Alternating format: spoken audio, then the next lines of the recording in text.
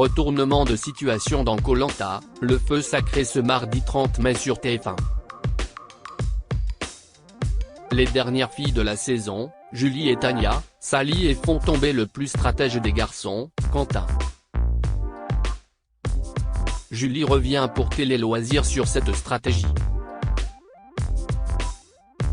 Elle est encore en lice dans Koh Lanta, le feu sacré. Julie s'en sort cette semaine grâce à une manipulation en bonne et due forme mise en place avec Tania, faire croire que le collier d'immunité de la jeune femme lui appartient et orienter les votes contre cette dernière, qui en comptabilise désormais 36 depuis le début de la saison. Pour Télé Loisirs, la footballeuse revient sur ce coup d'éclat qui fera mouche dans les annales de Koh Lanta.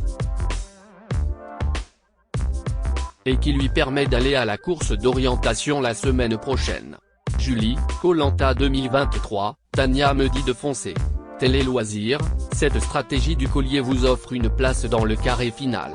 Julie, en réalité, l'idée ne m'est pas venue du tout au début, on ne va pas se leurrer.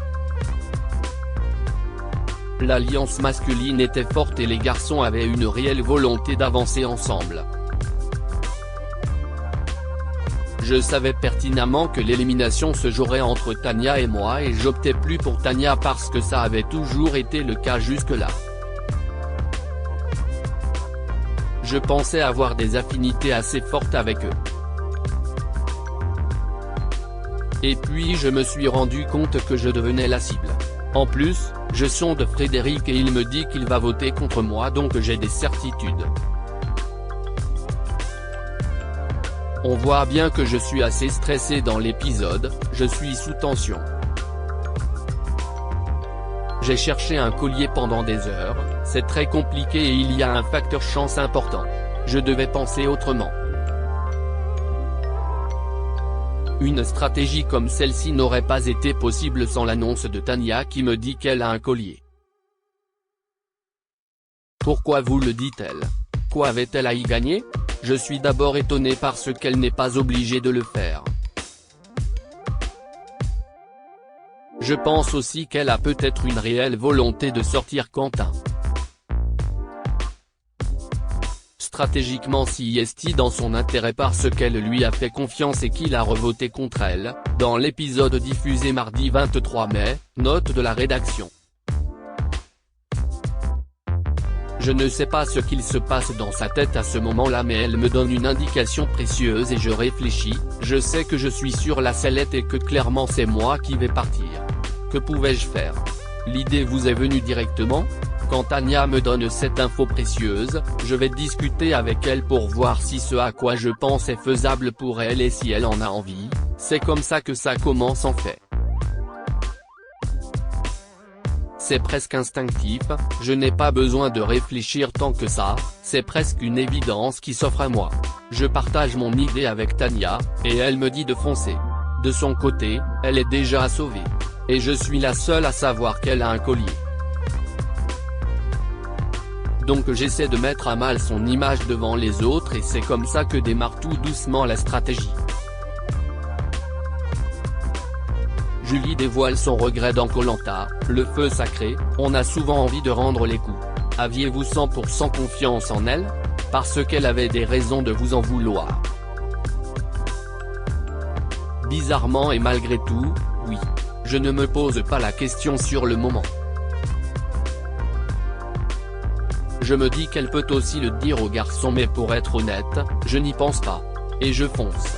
Les liens se sont, malgré tout, rapidement retissés avec Tania, j'ai voulu regagner sa confiance en lui disant de me faire confiance au conseil précédent. Tout s'est passé comme je le lui avais dit. Grâce à ça, elle ne sort pas son collier et c'est un vrai coup d'éclat aussi. J'avais voté contre elle à contre-cœur, dans l'épisode du 16 mai dernier, note de la rédaction. Peut-être qu'à ce moment-là, elle se dit qu'elle peut me refaire confiance. Pourquoi l'avoir trahi lors du conseil surprise? En regardant les épisodes, on s'est dit avec les filles qu'on avait été franchement bêtes. Mais dans l'aventure on n'a pas ce recul.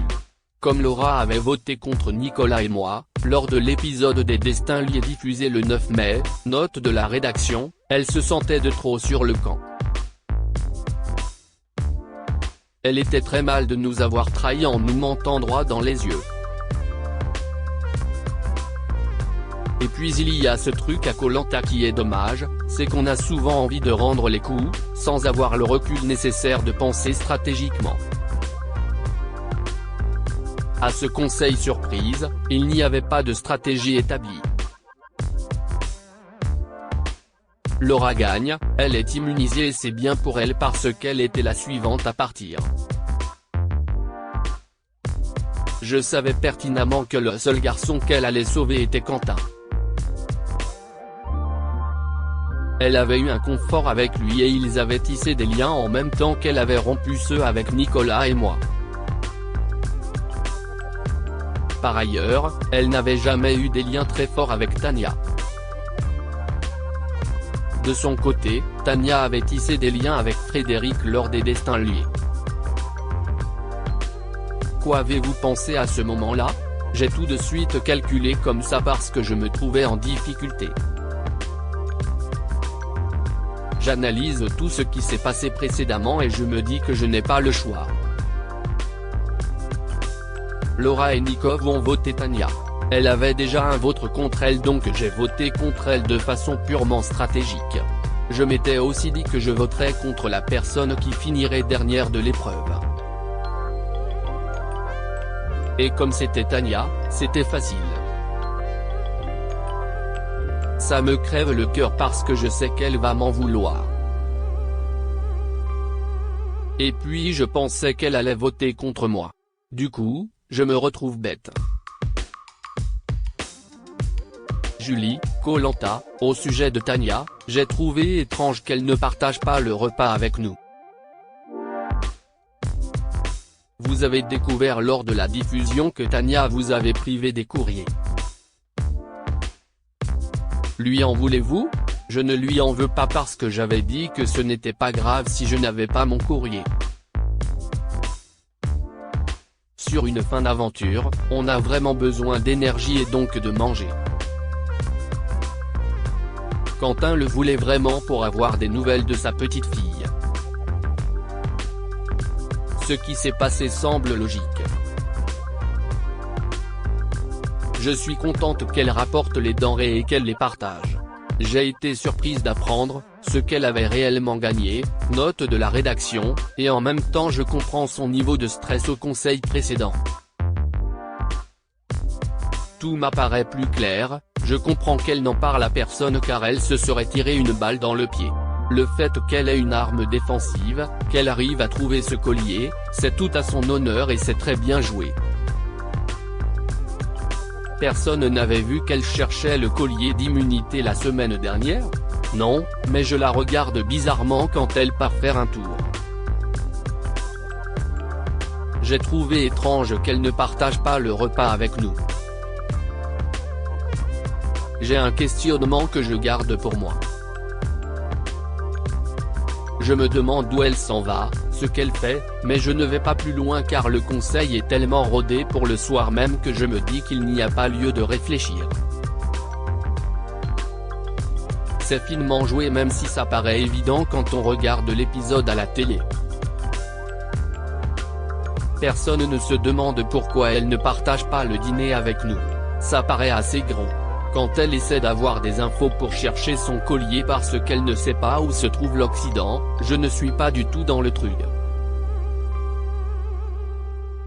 Je n'ai pas écho de ça donc je ne peux pas me dire que si elle me pose ces questions, ce n'est pas anodin et qu'elle recherche quelque chose. Et après, je switch complètement.